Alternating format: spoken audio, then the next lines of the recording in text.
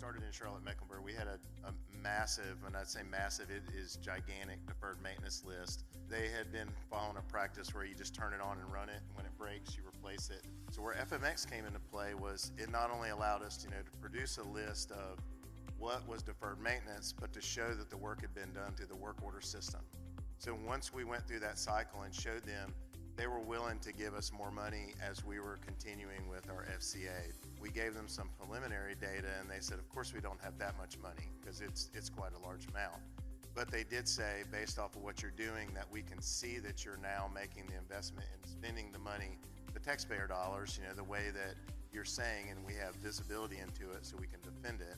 We're willing to make that investment. When I started in Charlotte, one of the first things they asked us to do was look at utilities. They had just had the old adage, they just essentially turned the building on and then ran it. But a lot of our buildings weren't on schedules themselves.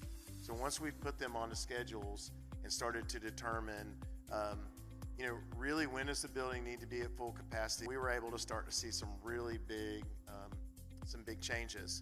A lot of our buildings, I don't want to say the majority, but we had about a third of our buildings were putting out about $3 a square foot. We wanted to get down to about $1 a square foot. And so based off of just changing schedules, talking about community use, really investigating what was happening in the buildings, we're starting to initially see a potential savings almost $10 million.